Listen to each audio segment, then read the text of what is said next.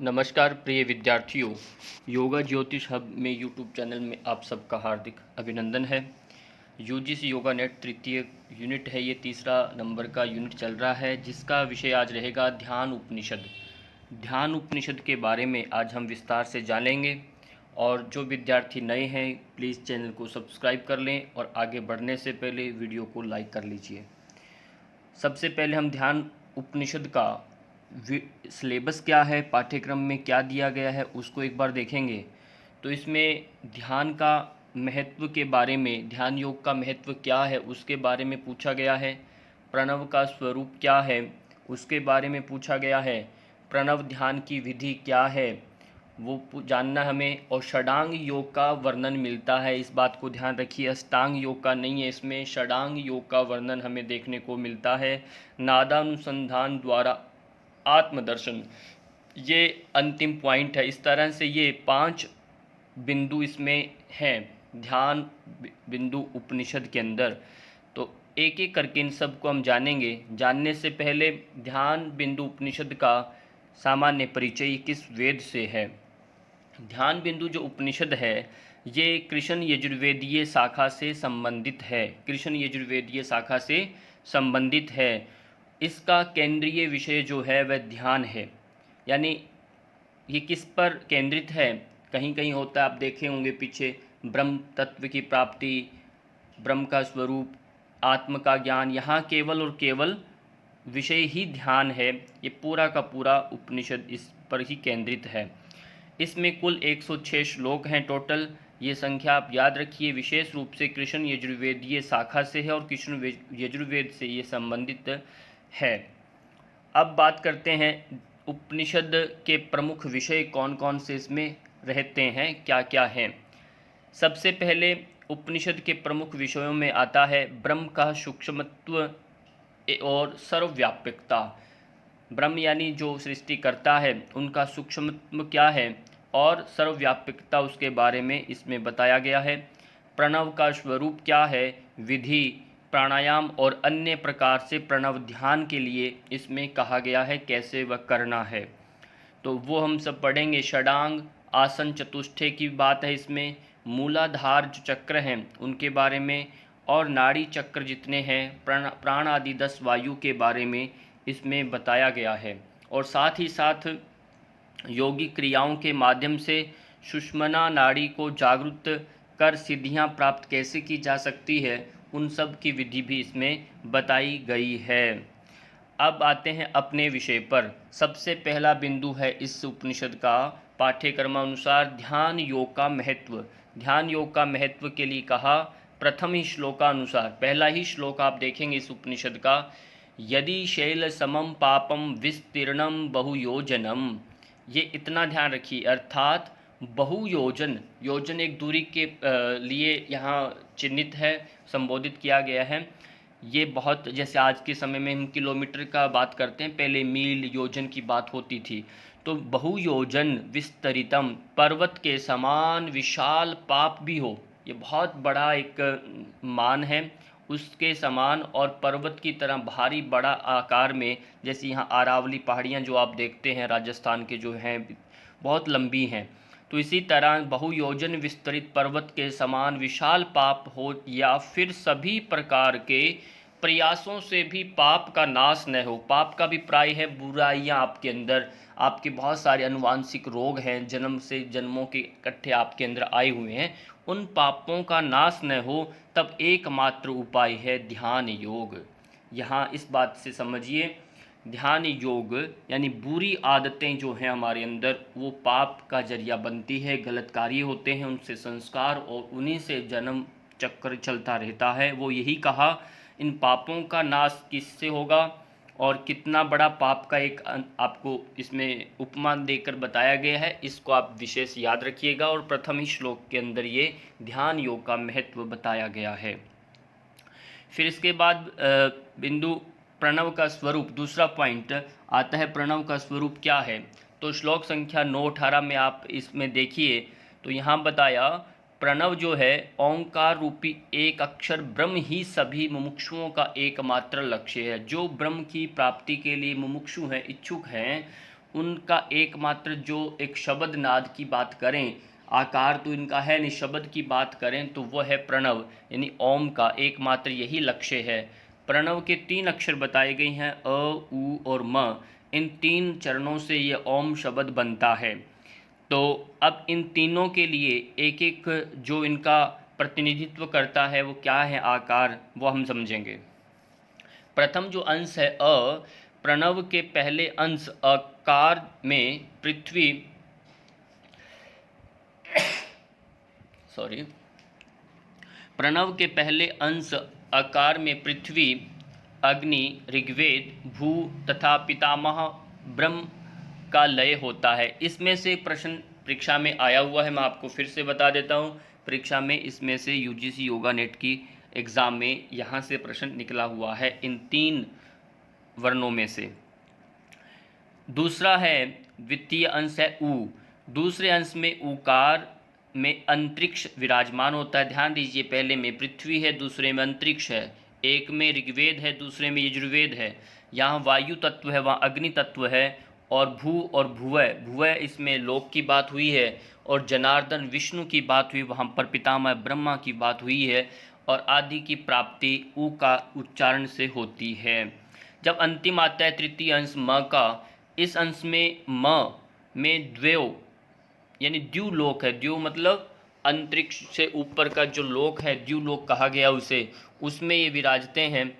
और सूर्य, यहाँ वायु नहीं है, सूर्य देवता है। सामवेद की चर्चा सामवेद से संबंधित है। और स्व, भू, भुवः, स्वः, स्वः इसमें लोक की बात, और महेश्वर शिव का लय इसमें होता है। ये आपको स्पष्ट हो गया होगा। इनमें से कहीं से भी घूम फिर के प्रश्न आए तो आप कर लेंगे। प्रणव अक्षरों का वर्णन, वर्ण यानी उनका रंग एवं गुण का विभाजन, अब एक एक करके समझते हैं। प्रणव अक्षरों का वर्ण और गुण विभाजन। सबसे पहले अ का जो आकार है अ, हमने 3 वर्ण अभी पढ़े, अ, उ और म। अ का वर्ण पीला रंग का बताया, और अ जो है ये रजोगुनी है। ध्यान दीजिए, अ जो है पीला रंग का है और रजोगुनी है, इसमें से भी प्रश्न आया हुआ है। दूसरा है उका। उकार का सफ़ेद रंग है और ये सतोगुण से संबंधित है। रजो सत्व गुण आ चुके हैं, और पीला और सफ़ेद, यूं कहें पीला जो आपका दायां नोस्ट्रिल है, सफ़ेद बायां है, यानी पीला पिंगला है, सफ़ेद आपका ईड़ा है। ये भी आप इससे समझ सकते हैं, और ये गुणों का भी आधार इससे जानिए। तीसरा है मकार। इसका रंग काला बताया गया है उपनिषदों में। मकार का रंग काला और तमोगुण इसमें विद्यमान रहता है, यानी सुषुम्ना नाड़ी का रंग यहाँ काला, तमोगुण से संबंधित है ये। और ये तीनों वर्ण और इनके रंग और गुण हमने समझ लिया है। कोई भी कहीं से भी प्रश्न आ जाए तो आप कर लेंगे। अब बात करते हैं इस प्रकार ओंकार जो है 8 अंग हैं उसके, 4 पैर हैं, 3 आँखें हैं, और 5 देवताओं से ये युक्त रहता है। अब इन सबको एक एक करके समझेंगे, और इनमें से प्रश्न बनते ही बनते हैं, क्योंकि ये ध्यान उपनिषद जो है ये बहुत छोटा उपनिषद है, बड़ा नहीं है। फिर इसमें से प्रश्न आना 1-2 तो स्वाभाविक आते ही आते हैं। तो अब देखते हैं 8 अंग कौन से हैं। पहले वाला पॉइंट नोट करते हैं, अ, उ, म, ये 3 नाद हो गए हैं। फिर नाद हैं बिंदु, कला, कलातीत तथा उसमें भी, उससे भी परे से है। ये 8 अंग आपने याद रख लेना है। उससे भी परे यानी कालातीत से एक और अवस्था है, अंग है, वो उससे परे है, उसका नाम यहाँ दिया नहीं है। चतुष्पाद। चतुष्पाद इसको 2 भागों में विभाजित किया गया है, एक है व्यष्टिपर्क और एक है समष्टिपर्क। ये बात ध्यान दीजिए, चतुष्पाद में 4 पाँव वाला होता है, पर यहाँ पर इसको भी 2 भागों में बांट दिया, व्यष्टिपर्क और समष्टिपर्क। व्यष्टिपर्क की बात करें तो इसमें विश्व, तेजस, प्राज्ञ और तूर्य, जो हम विश्वात्मा की बात करते हैं, ये हमारे इसमें तेज यानी आत्म का ये शरीर विभाजन, जब विश्व तेज आत्मा, जब आपने ध्यान दिया हो मांडुक्य उपनिषद में हम पढ़ा तो उसमें भी ये बातें आती हैं, विश्व, तेजस, प्राज्ञ, तूर्य। तो यहाँ दूसरा आता है समष्टि परक। समष्टि परक क्या है? ये समूहवाची शब्द के लिए प्रयोग होता है। व्यष्टि परक एकांत एक की वाची है। तो ये विराट है, सूत्र है, मूल है, जिसमें ये सब मन के जुड़े हुए हैं। ये समष्टि रूप में मतलब एक रूपता का प्रतीक माना गया है। तो ये सूत्र है, सूत्र नहीं होगा तो माला कैसे बनेगी। और व्यष्टि क्या है, मन के हैं, एक एक व्यक्ति विशेष की बात है। समष्टि क्या है, बीज में छुपा हुआ पूरा पेड़ है, सृष्टि है, बीज है ये। और तूर्य अवस्था एक सबसे उच्च अवस्था मानी जाती है, तो ये एक अवस्था है। तो ये विश्व, तेजस और प्राज्ञ और तूर्य, ध्यान दीजिए, व्यष्टि पर 4 भाग हैं इसके, और समष्टि में ये 4 भाग इसके आते हैं। अब बात करते हैं आगे, त्रिनेत्र, 3 आंखें से क्या अभिप्राय है। त्रिनेत्र से अभिप्राय होता है जागृत, स्वप्न, सुषुप्ति अवस्था। ये 3 अवस्थाएं होती हैं, इनको चाहे आप अ उ मैं से जोड़िए। जागृत, स्वप्न, सुषुप्ति अवस्था को त्रिनेत्र से समझा गया है। और इसके अतिरिक्त स्थूल, सूक्ष्म और कारण शरीर। कारण, जागृत को स्थूल माना गया, स्वप्न को सूक्ष्म माना गया, और सुषुप्ति को भी कारण शरीर के रूप में इसे जाना गया है। और साथ में जागृत जो है वह सत्य है, रज है, तम है। ये तीनों अवस्थाएं जो हैं, इनको भी आप ध्यान दीजिए, ये 3 गुणों के आधार पर भी इनको त्रिनेत्र यानी कहा गया है। फिर ज्ञान, इच्छा और क्रिया शक्ति, ये 3 प्रकार की जो शक्तियां हैं, ज्ञान शक्ति, इच्छा और क्रिया शक्ति को भी ध्यान रखना है। भूत, वर्तमान, भविष्य काल से भी इन तीनों का अभिप्राय समझ में लेना है। और इसके साथ साथ 5 देवता वह कौन कौन से हैं, ब्रह्मा, विष्णु, रुद्र, ईश्वर और सदाशिव। ये ध्यान दीजिए, ये 5 देवताएं जो है ये 5 महाभूतों से प्रतिनिधित्व भी करते हैं। और ब्रह्मा जो है पृथ्वी का प्रतिनिधित्व करता है, ब्रह्मा।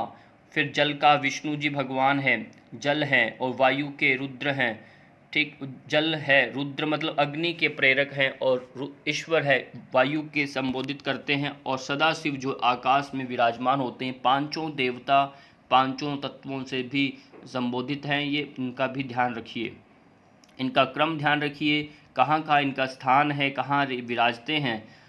अब बात करते हैं, आगे अब बढ़ते हैं। इसमें आता है ओंकार का महत्व क्या है, ओंकार का जो हम नाद करते हैं इसका क्या मतलब। ओंकार के महत्व के लिए उपनिषद में बताया, ये समस्त देवता, सभी स्वर विज्ञान, जितना विज्ञान है, स्वर, हर्षव, प्लुद्रिक, जो भी स्वर विज्ञान है, और तीनों लोकों की सृष्टि ओंकार से ही मानी जाती है। जो आपने सृष्टि पढ़ा, भूलोक, अंतरिक्ष लोक और द्युलोक, ये 3 लोक जो है प्रमुख, भू, भुवः, स्वः, इन लोकों की सृष्टि ओंकार से मानी गई है, ये इस उपनिषद में कहा गया है। और दूसरा, जैसे धनुषधारी जो है, जो भी आर्ची होता है, वह धनुषधारी बाण से अपने लक्ष्य का भेदन करता है। किससे? बाण से करता है, धनुष तो चलाता है। वैसे ही प्रणव रूपी जो एक धनुष है, इससे ये धनुष जो है ये नहीं भेदता, पर धनुष नहीं है तो ये बाण नहीं चलेगा। और आत्म रूपी बाण से ब्रह्म रूपी लक्ष्य को भेदा जाता है। ये उदाहरण आप याद रखिए, किसका किससे संबंध उपमा दी गई है, और वो आप याद कर लीजिएगा। फिर आगे बात करते हैं, इसमें है प्रणव ध्यान की विधि। प्रणव ध्यान की विधि के लिए कहा गया है कि प्रणव ध्यान की विधि 19-24 श्लोकों के अनुसार देखिए, तो उसमें कहा, हृदय कमल की कणिका के मध्य, आपका हृदय है, हृदय के कमल जो है उसकी कणिका के मध्य स्थित ज्योति शिखा के समान अंगुष्ठ मात्र आकार के नित्य ओंकार रूप परमात्मा का ध्यान करें।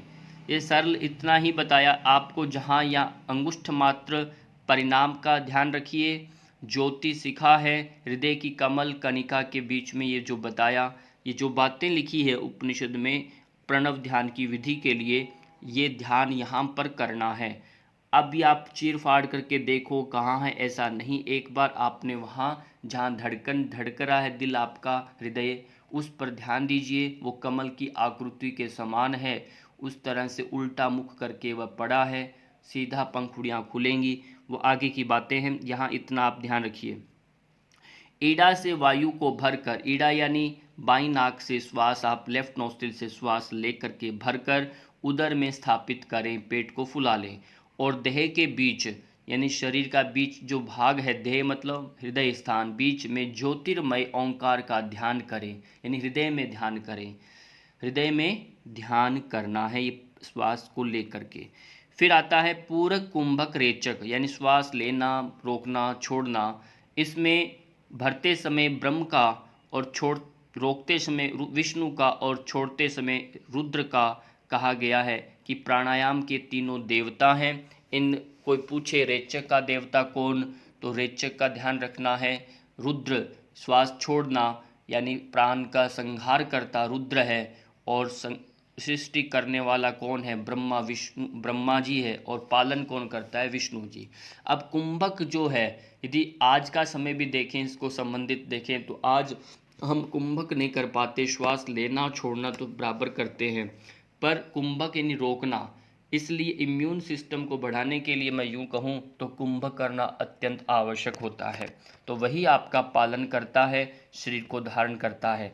अगला है अंतःकरण और प्रणव अक्षर को नीचे और ऊपर की अरणी रूप, या अरणी आपने देखा होगा, जो ये मक्खन निकालते हैं, दूध मंथने का एक पहले जरिया होता था, उसमें एक झर्रा रहता था लंबा सा, और रस्सी से बांधकर सामने से हाथों से घुमाया जाता था। तो वो अरणी रूप बनाकर मंथन रूप ध्यान के अभ्यास से अग्नि की भांति व्याप्त गूढ़ तत्व परमात्मा का साक्षात्कार करें। यानी दूध को दही बना, दही को अंदर पानी में डाला, उसमें एक मधानी जो हम कहते हैं, आजकल जो ये मोटरें चल गई है, मिक्सर जो होता है आपका, मक्खन निकालने की मशीनें जो आ गई हैं, तो ये मधानी पहले हाथ से अरणी होता था, है ना, वही बीच का झारा। तो वैसे उससे यदि हम करते, ऐसे ही चिंतन से अपने अभ्यास से अग्नि की शरीर में जो व्याप्त है उसका परमात्मा का साक्षात्कार कर सकते हैं। पर आपका सतत अभ्यास चाहिए। जैसे मधाना चलता है तो क्या निकलता है, मक्खन आता है। तो वैसे ही आप गूढ़ रहस्य को जान सकते हैं।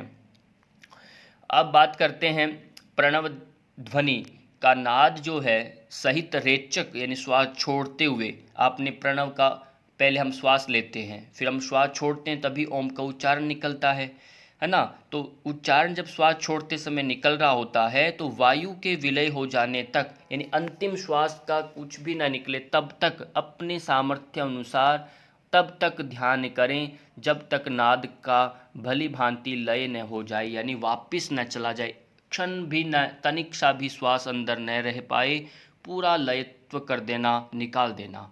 फिर इनहेल किया, फिर आपने एक्सेल करते हुए ओम का उच्चारण किया। ये सब बातें कही हैं।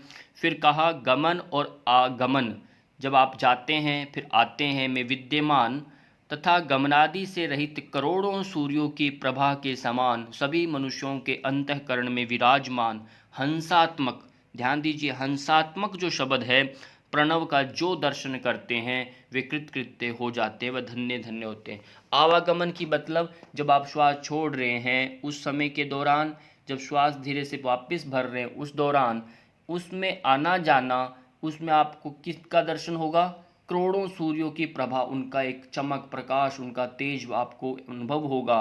वो आपके अंतःकरण जो है, हृदय जो स्थान है, उस अंतःकरण को आपका क्या कर देगा, दर्शन होते हैं उसमें हंसात्मक प्रणव का। क्योंकि हंस जो है, प्रणव ओम है, ओम जो सरस्वती का प्रतीक है, वो हंस के ऊपर विराजमान है। तो ये ध्यान दीजिए और ये सब पढ़ते जाना। अब आता है षडांग योग। षडांग योग का विषय भी इसके अंदर आपके है पाठ्यक्रम में। षडांग योग क्या है, तो इसमें 41 श्लोक के अनुसार आप देखेंगे तो उसमें यम नियम को छोड़ करके आगे के सारे अंगों को लिया गया है।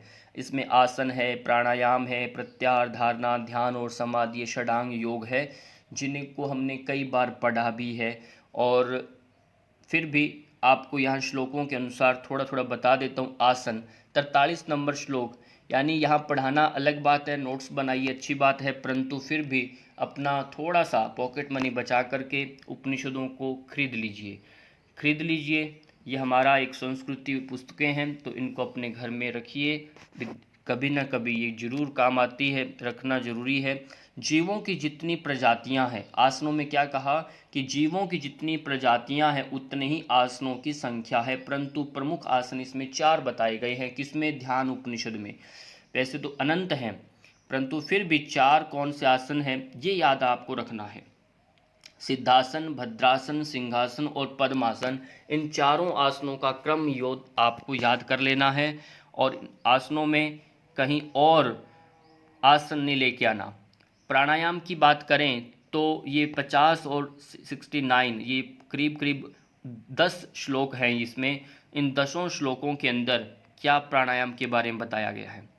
यहाँ स्वादिष्ठान का अर्थ बताया, प्राण का आश्रय। प्राण कहाँ विराजता है जब प्राणायाम की बात आती है। तो प्राणायाम की जो बात आती है, स्व का अर्थ होता है अपना आत्मा, अधिष्ठान होता है निवास स्थान, यानी प्राण का जो निवास स्थान जो माना गया है वह नाभि के अंदर, जो नाभि आपका है, नाभि के अंदर अंडे के समान कंदमूल में, कंद के मूल में 72,000 नाड़ियाँ मिलती हैं। यहाँ ध्यान दीजिए, नाभि के अंदर अंडे के समान कंदमूल में 72,000 नाड़ियाँ मिलती हैं, और जिनमें से 10 प्रमुख नाड़ियां हैं, ईड़ा, पिंगला, सुषुम्ना, गांधारी, हस्तजीवा, पूषा, यशस्विनी, अलम्बुषा, कुहू एवं संखिनी। ये 10 नाड़ियां आप अच्छे से रट लीजिए। ये 10 नाड़ियां उसमें से हैं, 72,000 नाड़ियों में से। अब बात करते हैं, इनमें से 3 प्रमुख नाड़ियां हैं, ईड़ा, पिंगला और सुषुम्ना। ये प्रमुख 3 नाड़ियां हैं, और इनमें से क्रमशः देवता जो है, पहला ईड़ा का सोम यानी चंद्र का प्रतीक है, पिंगला सूर्य अग्नि का प्रतीक, सूर्य का ही प्रतीक है, और सुषुम्ना अग्नि का प्रतीक माना गया है। ये 3 देवता, यूं कहें 3 देवता है, इनके प्रतीक है। तो ये आपको विशेष ध्यान रखना है, इनको याद रखना है। और फिर प्रमुख इसमें पंच प्राण है और गौण उपप्राण भी इसमें है। तो तीनों इसमें बंद लगाई गई है, खेचरी मुद्रा का वर्णन किया गया है और इत्यादि इसमें वर्णन किया गया है। अब बात करते हैं आगे, 43 और 49 श्लोकों में चक्रों का भी वर्णन मिलता है। जो षट चक्र जी बात कही हमने, अनाहत चक्र को महाचक्र की संज्ञा दी गई है। अनाहत मतलब आपका ध्यान प्रणव के नाथ के लिए कहा मैंने, वहाँ हंसात्मक एक बिल्कुल ध्यान जहाँ करना है, तो वो जो ध्यान है वो अनाहत चक्र पर ही करना है। अनाहत चक्र, फिर इसमें रेचक के लिए कहा, रेचक जब आप श्वास छोड़ते हैं तो ह और पूरक यानी स, अतः जीव सदैव हंस नामक मंत्र को जपता रहता है। अब हंस इसलिए कहा क्योंकि ये श्वास लेने छोड़ने में इस शब्द का उच्चारण बनता है, तो हंस हंस हंस ऐसा जप उसमें चलता है। इसीलिए आप कोई पक्षीधारी ऐसा जीव जंतु आप देखने लग जाएं, ऐसा नहीं। इस हम सम जो है, इसी को हंस से सोहम का ध्वनि जो बनता है, इसको विपरीत में जोड़ें तो सोहम बन जाता है, नहीं तो हंस शब्द ये बनता है। आप ये जो जप जो है ये चलता रहता है। फिर यहाँ कहा मनुष्य प्रतिदिन, एक हमने पहले भी उपनिषद में पढ़ा था जिसमें ये संख्या दी गई थी। यदि जिन विद्यार्थियों ने वीडियोस पहले के देखे हैं तो आप मुझे कमेंट करके ज़रूर बताइएगा वो कौन सा उपनिषद है जिसके अंदर 21,600 बार हंस मंत्र का जाप करता है। इसे ही जन्म अजपा गायत्री मंत्र कहा गया है, जो समस्त पापों का नाशक है। यह उपनिषद का, इस उपनिषद को छोड़कर एक उपनिषद पहले भी आया, वह बताना है कमेंट करके। और पद्मासन में प्राणायाम करना, जब आप ये काम करते हैं तो आपको क्या करना, पद्मासन लगाकर ही उसमें बैठ जाना है। तो ये आप इसमें करेंगे।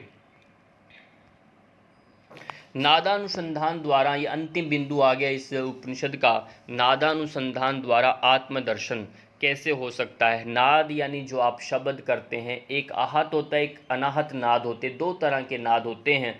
नाद होता है जो आप प्रकट करते हैं स्वयं अपना शब्दों से, एक अनाहत होता है जो हमें कानों से सुनाई नहीं देता, बहुत महसूस किया जाता है, वो बाहर से ध्वनि प्रतिध्वनि नहीं आ पाती, जिसे अंदरूनी जो हम ध्यान करते हैं वो अनाहत नाद होता है।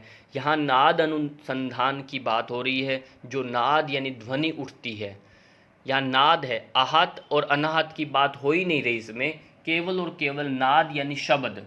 जो शब्द उठ रहा है वह कौन सा भी हो सकता है, आहत और अनाहत दोनों तरह से, पर यहाँ शब्द का अनुसंधान करना है, उसका पीछे जो ध्वनि आ कहाँ से रही है उस पर आपने चिंतन, उसको श्रवण करते हुए ध्यान करना है, उसी से आत्मदर्शन होता है, स्वयं का दर्शन होता है, ये कहा।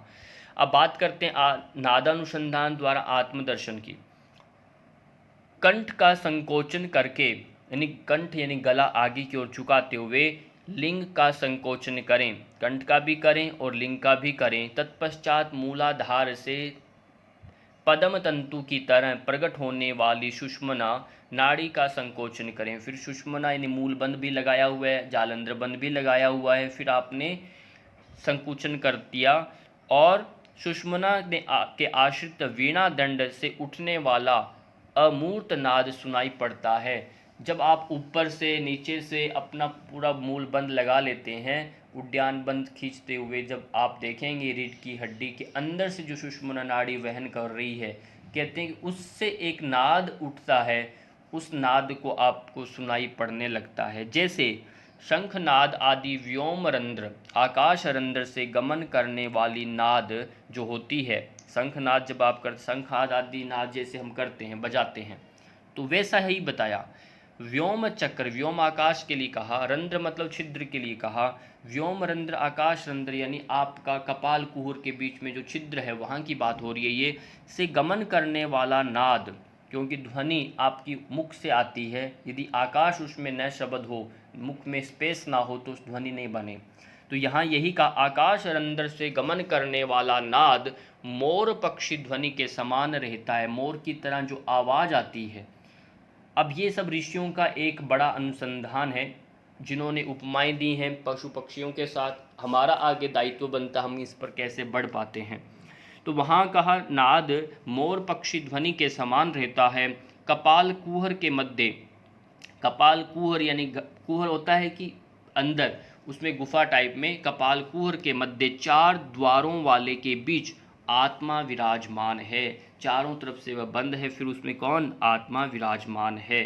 तो इस तरह से आपने जाना और फिर आगे और बढ़ते इसमें कहा ब्रह्म प्राप्ति के स्थान पर ब्रह्मरंध्र में, जो ब्रह्म प्राप्ति के स्थान पर ब्रह्मरंध्र में कोदंड यानी धनुष के लिए कोदंड का उपयोग किया गया है, द्वय के बीच शक्ति स्थित है। ब्रह्मरंध्र में कोदंड धनुष के बीच में जो है शक्ति, धनुष जो होता है ना, दोनों तरफ उसमें घुमा रहता है, जहाँ तीर लगता है वो बीच का केंद्र है, उन दोनों के बीच में वहाँ क्या है, जिसे हम यूँ कहें दोनों भवों के बीच में आज्ञा चक्र जो है ना, उनके बीच में शक्ति विराजमान रहती है। और फिर जहाँ मन को तल्लीन करके अपने आत्मस्वरूप का साक्षात्कार करें, वही रत्नों से ज्योतिषमान नाद बिंदु महेशिव का स्थान है, जिसे हम त्रिनेत्र आज्ञा चक्र कहते हैं। ये छेदन होने के बाद इसी को काउंट करें तो 6 चक्र बनते हैं, और 7वां चक्र तो सहस्रार चक्र अपने आप में ही एक पूर्णतया एक दूसरा छोर बन जाता है, उससे आगे नहीं है, दूसरा अलग रास्ता है, रास्ता नहीं है वो, बिल्कुल समुद्र कहे उसमें वो चला जाता है, गिर जाता है। तो और इसके अतिरिक्त जो पुरुष इसका ज्ञाता है, जान लेता है, वह केवल्य पद प्राप्त कर लेता है, ऐसा इसमें कहा। यह आपका पूरा विषय हमने आज इसमें ध्यान बिंदु को पढ़ा। जिन विद्यार्थियों ने देखा पूरा कैसा लगा उन सब का बहुत बहुत धन्यवाद। हम फिर मिलते हैं अगली वीडियो के लिए, तब तक सबको नमस्कार।